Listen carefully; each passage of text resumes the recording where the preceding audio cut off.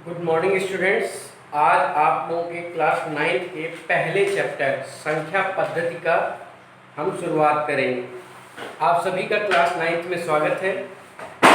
आप जो भी पढ़ के आए हैं 7th 8th 6 में, वही सारी चीज़ें यहाँ पे 9th 10th में रहती हैं। बस थोड़ा सा उसको आगे बढ़ा दिया जाता है और आपको बेसिक कॉन्सेप्ट जानना बहुत ज़रूरी है। इसीलिए अगर किसी का मतलब बेसिक कमज़ोर है 6 7 8 वगैरह, तो एक बार आप रिवाइज कर लीजिए। ठीक है, छोटी छोटी चीज़ें हैं, घातों का गुणा है, परिमेय संख्या क्या होती है, परिमेय संख्याओं को जोड़ा कैसे जाता है, लासा मासा कैसे निकाला जाता है, जो बेसिक चीज़ें होती हैं वो आपको आना बहुत ज़रूरी है, तभी आगे की चीज़ें आपको समझ में आएंगी। और अगर वो बेसिक चीज़ें आपको आ रही हैं तो यहाँ समझने में कोई दिक्कत ही नहीं होगी। आप मेहनत करेंगे तो आराम से चीज़ें आपको समझ में आएंगी और आसानी से कर ले जाएंगी। ठीक है, बहुत कठिन नहीं होता, घबराने की ज़रूरत नहीं कि मैथ है तो बहुत कठिन होगा, ऐसा आप दिमाग से निकाल लीजिए। मेहनत करेंगे तो कोई चीज़ कठिन नहीं लगेगी। ठीक है, और मेहनत नहीं करेंगे तो कोई भी सब्जेक्ट है वो कठिन हो जाएगा। ठीक, तो जैसा कि आप चीज़ें पढ़ चुके हैं, लेकिन फिर भी हम संख्या पद्धति जैसे नाम ही है, तो जब क्या हुआ कि जैसे मान लो किसी चीज़ की शुरुआत होती है, ठीक, जैसे मान लीजिए तो आपने जैसे पढ़ा होगा प्राकृतिक संख्याएं, तो प्राकृतिक संख्याओं की उत्पत्ति कैसे हुई। जैसे वस्तुओं को गिनने के लिए प्राचीन काल में पत्थर और इन सब चीज़ का यूज किया जाता था। जैसे जानवर होते थे तो एक जानवर आया तो एक पत्थर रख दिया, दो जानवर आया दो पत्थर, तो इसी तरह वो जब वापस लौटते थे तो पता चल जाता था कितने जानवर गए थे कितने जानवर आए। कोई काउंटिंग और ये गिनती की शुरुआत नहीं हुई थी। ठीक है, सर्वप्रथम प्राकृतिक संख्याओं का यूज किया गया, नेचुरल नंबर, जो गणना के लिए किया जाता है। गणना के लिए जैसे मान लीजिए हमको क्लास की सीट गिननी है, तो क्या कैसे गिनेंगे, 1 seat, 2 seat, 3 seat, 4 seat, 5 seat, ऐसे तो गिनेंगे। ठीक है, तो काउंटिंग के लिए जो नंबर यूज होते हैं उन्हें क्या कहते हैं, प्राकृतिक संख्या। क्या कहते हैं, प्राकृतिक संख्या, नेचुरल नंबर। गणनीय संख्याएं 1 2 3 4 डॉट डॉट डॉट लिखा है, इसका मतलब ये इनफाइनाइट तक चलते जा सकते हैं। जैसे मनुष्यों की संख्या की बात करें तो मनुष्यों की संख्या जो है, जैसे 1 मनुष्य, 2 मनुष्य, 3 मनुष्य, 4 मनुष्य, तो कहाँ तक जा सकता है, इनफाइनाइट तक, अनंत तक। ठीक है, तो ऐसा नहीं कि 1 2 3 4 5 9 तक ही होती है प्राकृतिक संख्या, 9 नहीं, और ज्यादा भी होती है। 100 भी प्राकृतिक संख्या है, 150 भी प्राकृतिक संख्या है, 1000 भी है, 5000 भी है, 799 भी है, ऐसे चलती चली जाती है। ठीक है, 1 2 3 4 5 6 7 ऐसे चलती चली जाती है। ठीक, इन्हीं को हम क्या कहते हैं, प्राकृतिक संख्याएं। ठीक, का समूह प्राकृतिक संख्याएं कहलाती है। और इसको इंग्लिश में क्या कहते हैं, नेचुरल नंबर, इसीलिए इसको किससे डिनोट करते हैं, कैपिटल एन से। ठीक, और अगर सेट के रूप में लिखना हो नेचुरल नंबर को तो n बराबर, n क्या है, नेचुरल नंबर का एक सेट है। ठीक है, सेट को हमेशा क्या करते हैं, मंझले ब्रैकेट में और अवयव को कॉमा कॉमा करके लिख देते हैं। तो 1 2 3 4 5 डॉट डॉट डॉट, इस तरह से ये नेचुरल नंबर हो गए। तो नेचुरल नंबर क्या होता है, 1 2 3 4 5 6 7 8 9 प्लस ये सब नेचुरल नंबर। जैसे हम कहें 1.5, तो 1.5 नेचुरल नंबर नहीं है। अगर हम आदमियों को काउंट करते हैं, कुर्सियों को काउंट करते हैं, तो 1.5 नंबर की कुर्सी कोई आती है। जैसे हम कहें जाओ 4.5 नंबर वाली कुर्सी पे बैठ जाओ, तो बैठ पाओगे नहीं, या तो चौथी कहे या तो पांचवी कहे। ठीक है, या तो 4 नंबर वाली कुर्सी कहे या 5 नंबर वाली। हम कहें 4.5 वाली तो नहीं बैठ सकते। या हम कहें जाओ उस बच्चे को बुला लो जो 3.5 नंबर की सीट पे बैठा है, तो ऐसा पॉसिबल नहीं है। तो जो काउंटिंग के लिए यूज किए जाते हैं वो नंबर क्या कहलाते हैं, प्राकृतिक संख्या या नेचुरल नंबर। ठीक, 1 2 3 4 dot dot dot and so on, मतलब अनंत तक ये चलते चले जाएंगे, वो क्या कहलाएंगे, नेचुरल नंबर। सबसे छोटा नेचुरल नंबर अगर कोई पूछे तो क्या बताएंगे, ए। सबसे बड़ा हम नहीं बता सकते। ठीक है, सबसे बड़ी संख्या हम बता सकते हैं नहीं, इसलिए सबसे बड़ा नेचुरल नंबर हम नहीं बता सकते, लेकिन सबसे छोटा क्या होगा, ए। अब आती है बात मूल संख्या की। यदि प्राकृतिक संख्याओं के समूह में 0 या 0 को शामिल कर दिया जाए तो परिणामी समूह पूर्ण संख्याएं कहलाता है। अब जैसे मान लीजिए अभी हमने सीट की बात की कि कमरे में सीट है 1 2 3 4 5 6 7 8 9 10 ऐसे सीट है, तो ये तो हमारी हो गई क्या, नेचुरल नंबर। अगर हम सीट को बाहर कर दें, सीट को बाहर कर दें, 10 सीट थी बाहर किए 9 हो गई, फिर एक बाहर किए 8 आ गई, फिर एक बाहर किए। तो ऐसे जब बाहर करते जाते हैं सीट को, तो एक समय आता है जब सीट रह ही नहीं जाती, ठीक है, एक को सीट नहीं रह जाती। तो जब एक भी सीट नहीं रह जाएगी, ठीक है, तो हम क्या कहेंगे? जीरो। क्या कहेंगे? जीरो। कितनी सीट रह गई? जीरो। तो अगर नेचुरल नंबर के साथ जीरो को भी इंक्लूड कर लें, यानी 0 1 2 3 4 5 डॉट डॉट डॉट, तो ये क्या कहलाएगी? पूर्ण संख्या कहलाएगी। नेचुरल नंबर के साथ जीरो को भी इंक्लूड कर दें। तो अभी हमने पूछा था कि सबसे छोटी प्राकृतिक संख्या, तो आप क्या बताएंगे? 1। लेकिन अगर सबसे छोटी पूर्ण संख्या पूछे तो क्या हो जाएगी? 0। यानी स्टार्टिंग कहां से होती है? 0 से। 0 1 2 3 4 5 डॉट डॉट डॉट इनफाइनाइट। ठीक, ये क्या कहलाती है? पूर्ण संख्या। और पूर्ण संख्या को इंग्लिश में क्या कहते हैं? Whole number. क्या कहते हैं? Whole number. तो इसको किससे लिखते हैं? W से। सेट में लिखना है तो इस तरह लिख सकते हैं, W बराबर set of 0 1 2 3 dot dot dot and so on. ठीक, तो प्राकृतिक संख्या क्या होती है, पूर्ण संख्या क्या होती है बता दीजिए। अब आता है पूर्णांक। पूर्णांक देखिए क्या होता है, पहले डेफिनेशन से देखते हैं फिर समझाते हैं। प्राकृतिक संख्याओं के समतल दर्पण में 0 के सापेक्ष दर्पण प्रतिबिंब अर्थात 1 2 3 के प्रतिबिंब क्रमशः -1 -2 -3 को ऋणात्मक पूर्णांक कहते हैं। ये पूर्णांक ऋणात्मक पूर्णांक और सभी पूर्ण संख्याओं के समूह को मिलाकर पूर्णांकों का समूह कहलाता है और इसे जेड से गुणा करते हैं।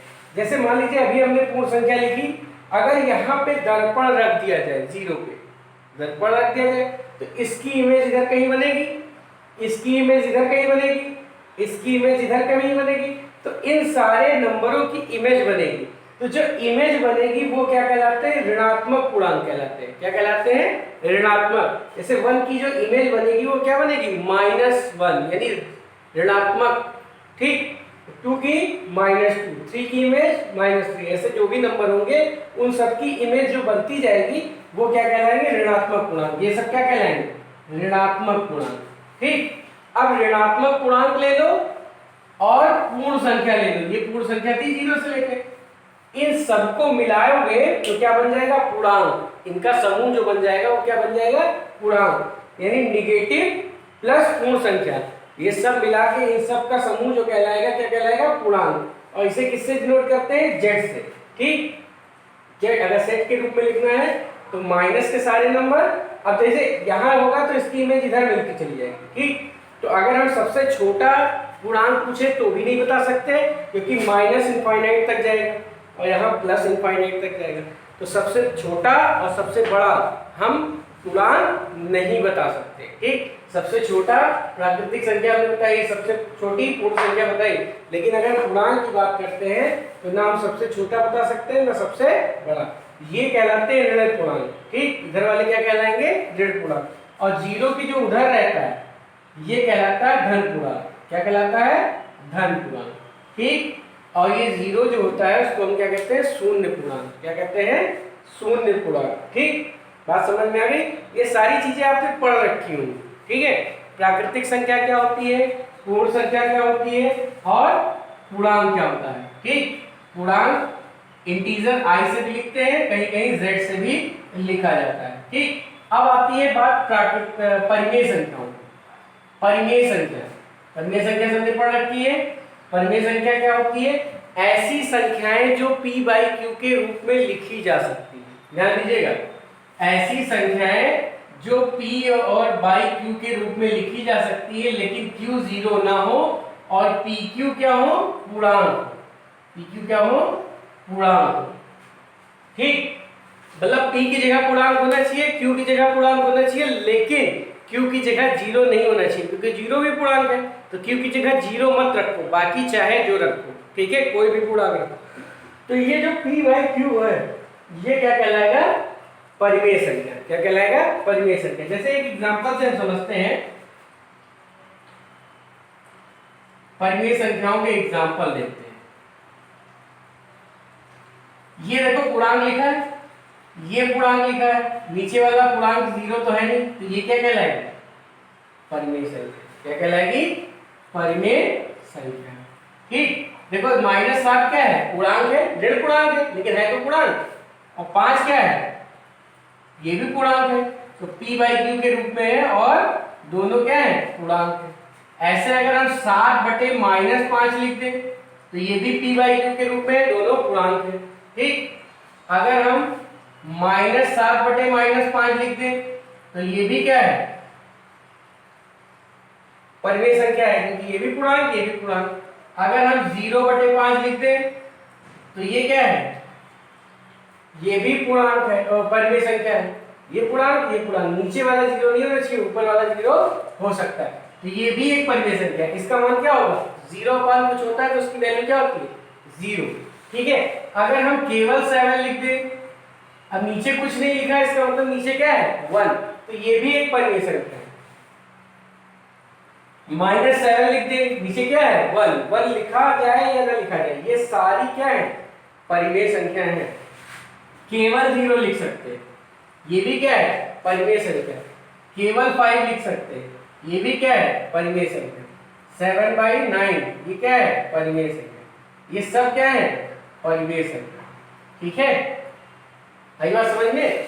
p बाई क्यू के रूप में लिखो, q 0 ना हो, p 0 हो सकता है। ठीक है, और p बाई क्यू का जो फॉर्म बनेगा वही क्या कहलाता है, परिमेय संख्या। p और q क्या होने चाहिए, पूर्णांक होने चाहिए, जहां पे q 0 ना हो। ये सारे एग्जांपल आपके क्या हैं, परिमेय संख्या के। ठीक है, तो संख्याओं में हमने पढ़ा कि प्राकृतिक संख्या क्या होती है, पूर्ण संख्या क्या होती है, पूर्णांक क्या होता है, और परिमेय संख्या क्या होती है। जैसे फिर से एक बार देख लेते हैं, नेचुरल नंबर। नेचुरल नंबर इनको कहते हैं 1 2 3 4 dot dot dot and so on. ये क्या है, नेचुरल नंबर, जिसको प्राकृतिक संख्या कहा था। होल नंबर पूर्ण संख्या है। होल नंबर क्या बताया था, 0 भी इंक्लूड हो जाता है, 0 1 2 3 4 dot dot dot and so on. ठीक है, ये क्या कहलाता है, होल नंबर। फिर हमने बताया था इंटीजर, पूर्णांक जिसको कहते हैं हिंदी में। ठीक है, इंटीजर में हमने बताया था 0 1 2 3, यानी होल नंबर तो रहेगा ही, साथ ही साथ निगेटिव इंटीजर भी रहेंगे। क्या रहेंगे, निगेटिव इंटीजर। ये भी ऐसे चलता चला जाता है, इसको कहते हैं ऋण पूर्णांक या निगेटिव इंटीजर। क्या कहते हैं, निगेटिव इंटीजर्स। और इधर वाले को क्या कहेंगे, पॉजिटिव इंटीजर। ये क्या है, पॉजिटिव इंटीजर। और ये क्या है, जीरो इंटीजर, शून्य पूर्णांक। ये कहलाएगा शून्य पूर्णांक। ठीक, और प्राकृतिक संख्या यानी रैशनल नंबर, परिमेय संख्या बताई थी, यानी रैशनल नंबर। रैशनल नंबर क्या होते हैं, जो p बाई क्यू के रूप में लिखे जाए, q 0 ना हो और pq क्या हो, इंटीजर हो, यानी पूर्णांक हो। ठीक है, तो ये क्या कहलाती है, परिमेय संख्या। ठीक, तो जो संख्याओं को बांटा गया है, जैसे संख्याएं अगर हम देखें, जैसे जो संख्याएं होती हैं ये दो तरह से बांटी गई। एक होती है वास्तविक, एक होती है काल्पनिक। तो जितनी भी संख्याएं अभी तक हमने पढ़ी हैं या पढ़ेंगे 9th क्लास में, वो सब क्या पढ़ेंगे, वास्तविक। इसके बारे में बाद में चर्चा की जाती है फर्स्ट ईयर वगैरह में। तो वास्तविक संख्याएं दो तरह की होती है। जो भी हम पढ़ रहे हैं सब रियल नंबर पढ़ रहे हैं। क्या पढ़ रहे हैं, रियल है। ठीक है, वास्तव में होती है ऐसा, और ये काल्पनिक होती है, मतलब कल्पना करी जाती है। वास्तविक, रियल, इसमें आती है परिमेय संख्या और अपरिमेय संख्या। तो जो परिमेय संख्याएं होती हैं, जैसे अभी हमने बताया कि जो जैसे 7 लिख दिया था हमने कहा, तो वो भी परिमेय है। -7 लिख दिया था वो भी परिमेय है। ठीक है, ये सब हमने क्या कहा कि परिमेय होती है। ठीक, तो जो प्राकृतिक संख्या है, जितनी भी प्राकृतिक संख्या है सब परिमेय है। जितनी भी पूर्ण संख्या है सब परिमेय है। जितने भी पूर्णांक है सब परिमेय है। ठीक, जितनी भी भिन्नात्मक संख्या है, भिन्न में जो लिखी हो 3/5, 5/4, 3/2, ये सारी संख्याएं क्या है, परिमेय ही है। ठीक है, तो अगर 7 कोई पूछे कि क्या है, परिमेय है कि नहीं है, तो क्या कहोगे, परिमेय है, प्राकृतिक भी है और पूर्ण भी है। ठीक, जैसे आप 9th में पढ़ते हैं, तो अगर हम पूछे आप 9th के स्टूडेंट हैं तो कहोगे हाँ। हम कहें आप अपने स्कूल का नाम बता के कहें कि आप इस स्कूल में पढ़ते हैं, बाल शिक्षा निकेतन में पढ़ते हैं, तो कहोगे हाँ। ठीक, जैसे अगर आप पूछे आप कहाँ रहते हैं तो आप कहोगे हम फलाने सिटी में रहते हैं। और अगर राज्य पूछे तो भी वही बताओगे कि हाँ रहते हैं। हम पूछे देश में रहते, भारत में रहते हो, तो कहोगे हाँ रहते हैं। ठीक, तो इसी तरह प्राकृतिक तो है ही है 7, प्राकृतिक तो 7 है ही है, पूर्ण भी है और परिमेय भी है और वास्तविक भी है। ठीक है, मतलब ये जो है वो ये भी है और ये भी है। जैसे आपके जिले का नाम दिया जाए, जैसे लखनऊ है, तो लखनऊ यूपी में भी है और भारत में भी। आप लखनऊ में रहते हैं तो यूपी में भी रहते हैं, और यूपी में रहते हैं तो भारत में भी रहते हैं। ठीक, यानी ये जो चीज है वो इसमें भी है और इसमें भी है, ये जो चीज है इसमें भी है इसमें भी है, ये जो चीज है इसमें भी है इसमें भी है, ये चीज है इसमें भी है इसमें भी है। यानी जितनी भी भिन्नात्मक संख्याएं होंगी वो परिमेय होंगी और वास्तविक भी होंगी। जितनी भी पूर्ण संख्याएं होंगी वो परिमेय होंगी और वास्तविक भी होंगी। जितनी भिन्नात्मक संख्याएं हैं वो परिमेय भी होंगी और क्या होंगी, वास्तविक भी होंगी। वास्तविक मतलब रियल नंबर। तो जितने भी नंबर तुमने पढ़े हैं, ठीक है, आज तक, वो सब वास्तविक होते हैं। ठीक है, चाहे वो प्राकृतिक हो, चाहे पूर्ण हो, चाहे परिमेय हो, चाहे अपरिमेय हो। अपरिमेय संख्याएं क्या होती है, जिसे लिखते हैं जो p/q के रूप में नहीं लिखी जा सकती। ठीक, ये रूट वाली संख्याएं जिनका परफेक्ट स्क्वायर ना निकले, वो सब संख्याएं क्या कहलाती है, अपरिमेय। तो ये तो मेन संख्याओं के बारे में हो गया। ठीक, अब आपने पढ़ा होगा सम संख्याएं क्या होती है, पढ़ा है सम संख्या क्या होती है, विषम संख्या क्या होती है। ठीक है, ये सारी छोटी छोटी चीजें हैं जो आपने पढ़ी होंगी। जो 2 से कट जाती है वो क्या कहलाती है, सम संख्या। या जिनके इकाई का अंक, जैसे ये 2, 4, 6, 8, 10, 12, 14, 16, 18 ऐसे चलती चली जाए, ये क्या है, सम संख्या है। 1, 3, 5, 7, 9, 11, 13 डॉट डॉट डॉट ऐसे, ये क्या है, विषम संख्या। ठीक है, जो 2 से कट जाती है वो क्या कहलाती है, सम संख्या। और ऐसा नहीं कि पॉजिटिव भी हो, निगेटिव भी हो सकती है, निगेटिव भी हो सकती है, -2, -4, -6, -8, ये सब क्या है, सम संख्या। ये क्या है, सम संख्या। और ये क्या है, -1, -3, -5, -7, ये सब क्या है, विषम संख्या। क्या है, विषम संख्या। तो सम संख्याएं क्या होती हैं, विषम संख्याएं क्या होती हैं, इवन और, इसको क्या कहते हैं, इवन नंबर, और इसको क्या कहते हैं, ऑड नंबर। ठीक है, 0 भी इंक्लूड होगा। ठीक, बात समझ में आई। जो 2 से कट जाती है वो इवन, और जो 2 से नहीं कटती वो ऑड। ठीक है, ये जानते होंगे। ठीक, अब देखते हैं सम प्राकृतिक संख्या अगर लिखे, अगर हम कहें सम प्राकृतिक संख्या बताओ, ये तो सम संख्या है। अगर हम कहें सम प्राकृतिक संख्या है, तो प्राकृतिक संख्याएं यहां से तो स्टार्ट होती है 1 से, वो सम होती नहीं है। तो ये है सम प्राकृतिक संख्या। क्या है, सम प्राकृतिक संख्या। और अगर कहें विषम प्राकृतिक संख्या बताओ, तो सिर्फ पॉजिटिव वाला ही बताना है। अगर प्राकृतिक संख्या ऐड कर दिया तो निगेटिव से कोई बात ही नहीं होगी प्राकृतिक संख्या में। तो 2, 4, 6, 8, 10 इस तरह से होगी, और 1, 3, 5 इस तरह से होगी। अब आती अभाज्य संख्याएं। अभाज्य संख्याएं पढ़ेंगे, ऐसी संख्याएं जो किसी से कटती नहीं, उससे कटे और 1 से कटे और किसी से ना कटे, तो वो क्या कहलाती है, अभाज्य संख्या। ठीक, जैसे 2, तो 2 किससे कटेगी, 2 एकम 2, बस 2 इससे कटेगी, या 1 दूनी 2, 2 1 से कटेगी, या खुद से कटेगी, या 1 से कटेगी। ऐसे 3, लेकिन अगर 4 लेते हैं तो 4 देखो, 4 से भी कट रहा है, 1 से भी कट रहा है, 2 से भी कट रहा है, तो ये अभाज्य नहीं है। केवल 1 से और खुद से कटे, जैसे 5। अब 6 देखो, 3 से भी कट रहा है, 2 से भी कट रहा है, और 6 से भी कट रहा है, 1 से भी कट रहा है। यानी 1 और खुद को छोड़ के अगर किसी से कटता है तो वो अभाज्य नहीं होता। 7 ये अभाज्य संख्या होगी।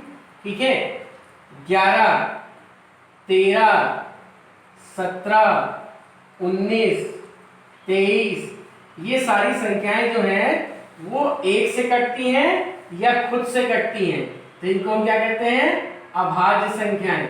ऐसी संख्याएं जो एक से या खुद से कटती है वो क्या कहलाती है? अभाज्य संख्या। इसके विपरीत जो एक और खुद के अलावा भी किसी से कटे वो क्या कहलाती है? भाज्य संख्या। जैसे 4 है, 6 है, 8 है, 10 है, 12 है, इस तरह की जो संख्याएं होती हैं जो खुद से तो कट रही हैं, एक से भी कट रही है, इसके अलावा भी कोई ना कोई गुणनखंड उसका जरूर हो। ठीक है, तो वो क्या कहलाती है? भाज्य। अभाज्य संख्या क्या होती है, भाज्य संख्या क्या होती है? क्लियर है क्या? ठीक है, अब देखो, अब परिमेय संख्याएं हमने बता दी। ठीक, तो आगे जो चीजें हैं वो परिमेय संख्या आपको यहाँ पे चैप्टर में आना चाहिए। परिमेय संख्या क्या होती है और उससे रिलेटेड बातों को ही हम बताते हैं। अब देखते हैं, जैसा कि हमने बताया परिमेय संख्याएं क्या होती है। अब परिमेय संख्याएं जो होती हैं उनके बीच में अनंत परिमेय, दो परिमेय संख्याएं हैं तो उनके बीच में अनंत परिमेय संख्याएं हो सकती हैं। ये चीज आपने पढ़ी हुई होगी। ठीक है, हम जानते हैं कि दो परिमेय संख्याओं के बीच में अपरिमित रूप से अनेक परिमेय संख्याएं होती हैं। ठीक है, दो परिमेय संख्याएं हैं तो उनके बीच में असंख्य अनंत क्या होंगी? परिमेय संख्याएं होंगी। और दो परिमेय संख्याओं के बीच अगर एक परिमेय संख्या निकालनी हो, दो परिमेय संख्याओं के बीच में अगर एक परिमेय संख्या निकालनी हो तो हम क्या करते हैं? दोनों का योग करते हैं और दो से विभाजित कर देते हैं। बात समझ में आई? दोनों का ये क्या करेंगे? योग करेंगे और दो से विभाजित कर देंगे। ठीक, बात समझ में आ रही है कि नहीं? दो परिमेय संख्याओं के बीच में अगर कोई परिमेय संख्या निकालनी है तो हम क्या करेंगे? दोनों का योग करेंगे और दो से विभाजित कर देंगे। जैसे एक क्वेश्चन समझते हैं, 1/3 व 1/2 के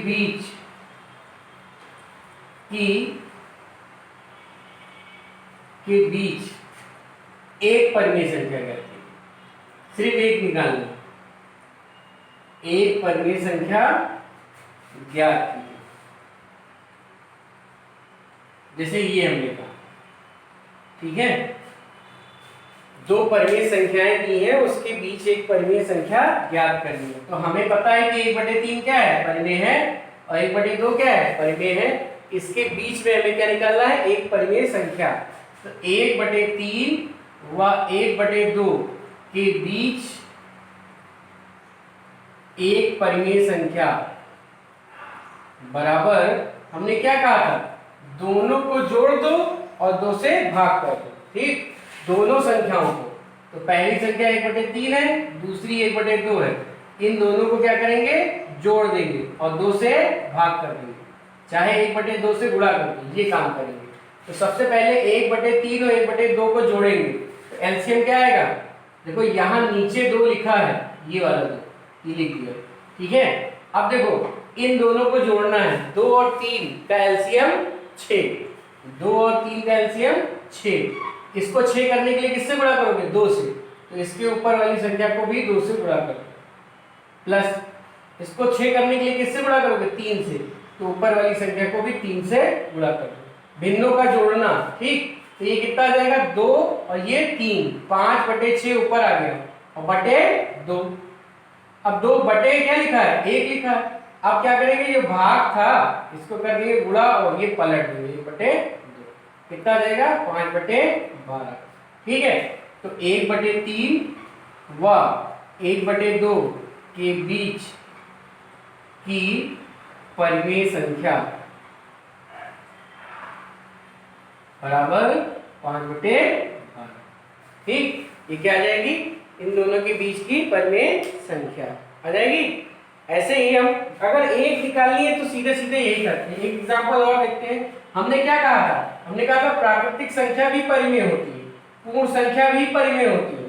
ठीक है, कहा था। तो परिमेय संख्याओं के बीच में अनंत परिमेय संख्याएं हो सकती हैं। तो परिमेय संख्याओं के बीच में कितनी होती है? अनंत। लेकिन हम आज एक ही परिमेय संख्या निकालने बता रहे हैं, दो परिमेय संख्याओं के बीच में। ठीक है, जैसे 2 क्या है? परिमेय संख्या है। व 8 क्या है? परिमेय संख्या है। के बीच की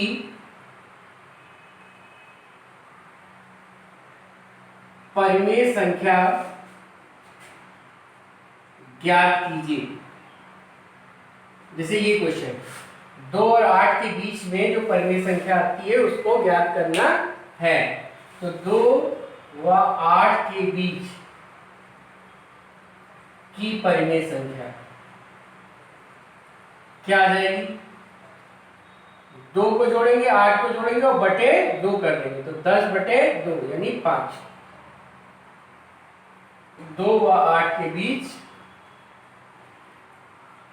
की परिमेय संख्या बराबर 5 किया है। ठीक है, तो देखो जैसे एक परिमेय संख्या ये है, एक परिमेय संख्या ये है, इसके बीच की परिमेय संख्या निकल सकती है। कैसे निकलेगी? a + b/2।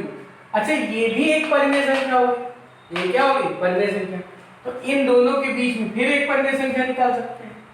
इन दोनों के बीच में ये परिमेय है, ये परिमेय है, तो इनके बीच में एक परिमेय निकाल सकते हैं।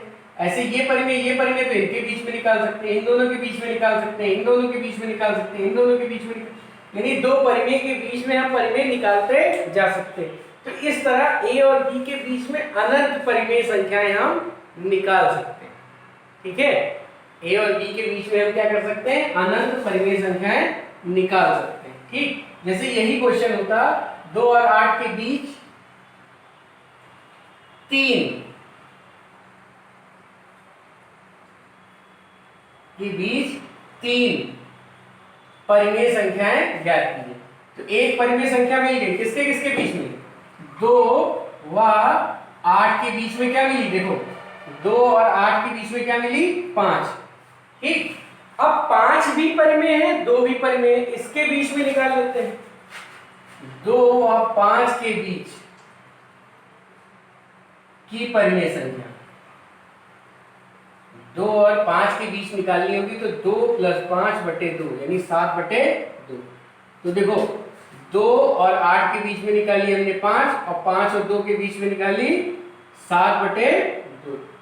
अब इन दोनों के बीच में निकाल सकते हैं 5 व 8 के बीच की परिमेय संख्या।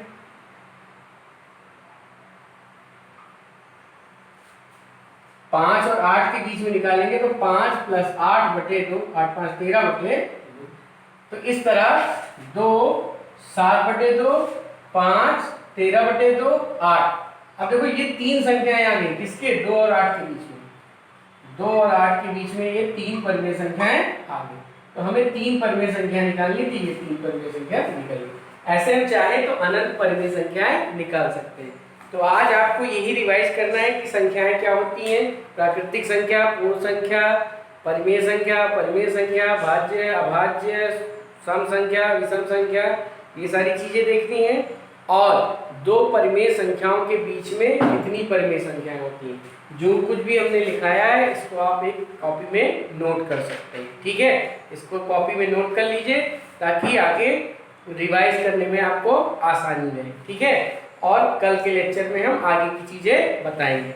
आज के लिए इतना ही, धन्यवाद।